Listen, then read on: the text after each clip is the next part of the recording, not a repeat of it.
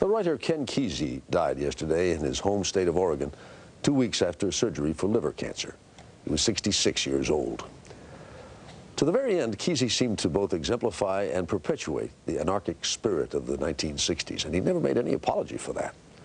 Just over a decade ago, when Kesey decided to recreate a trip he took in the 1960s, our Bill Geist went along for the ride. Don't you come back no more, no more, no more, no more. A strange bus, the likes of which had not been seen in many a year, was once again spotted roaming the roadways of the West Coast, like some ghost ship from days gone by. Hi, cows. In 1964, Ken Kesey and his band of merry pranksters made a legendary cross-country trip. A quarter of a century later, Ken Kesey's back on the magic bus. Up to the light and turn left. Up to the light and turn left. And up to the light and turn left. Go up to the light and turn left. Some say the 60s really started with parties at Ken Kesey's house in Palo Alto, where LSD was served. In fact, Kesey was bringing the LSD home from a CIA-sponsored testing program where he was paid to take it. $20 a day. You went in at 8 o'clock, they gave you one thing or another. I took At age 25, Kesey wrote One Flew Over the Cuckoo's Nest, the counterculture novel of the 60s, a bestseller which became a film that won the Academy Award for Best Picture. He wrote a second bestseller, Sometimes a Great Notion, and got on the bus, setting out for New York and taking lots of home movies along the way. The driver, Neil Cassidy, was already legendary, the model for the hero of Jack Kerouac's novel, On the Road. Author Tom Wolfe chronicled the growth of the counterculture around Kesey's parties, where his famous Electric Kool-Aid was served and the Grateful Dead was the house band. Attitudes changed. After spending 6 months in jail on marijuana charges, Kesey retreated to Pleasant Hill, Oregon.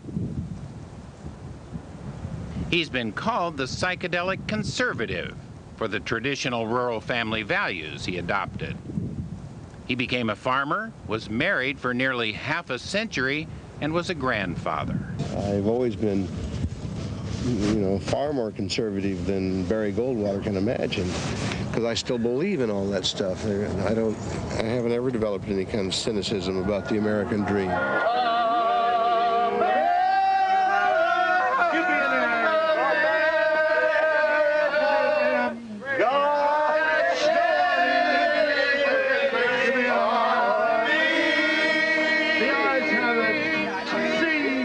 The reincarnation of the bus came about with the publication of a book in 1990 by Kesey about his original bus trip.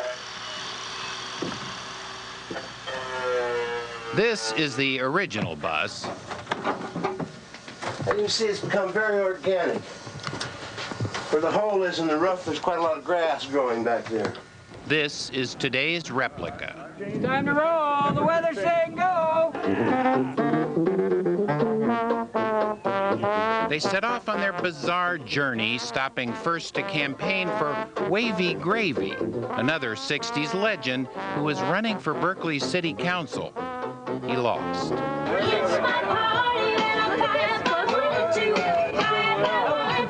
They happened upon a sorority pledge class at Stanford.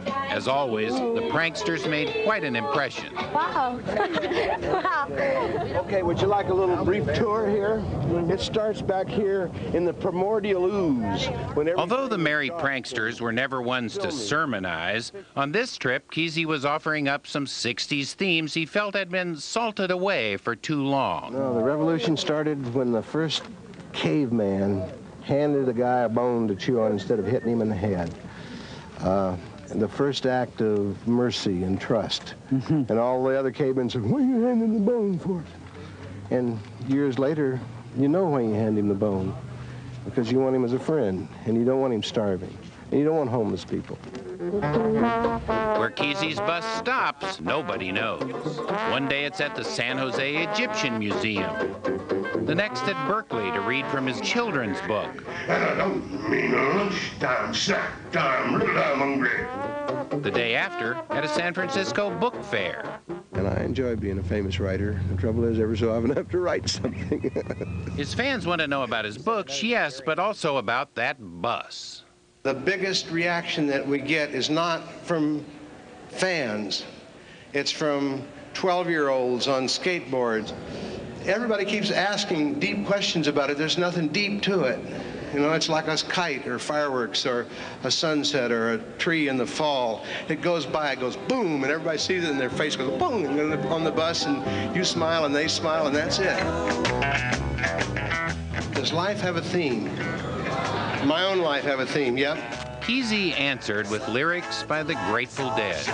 Sometimes the light's all shining on me. Other times I can barely see. Lately it occurs to me, what a long, strange trip it's been. What a long, strange trip it's been.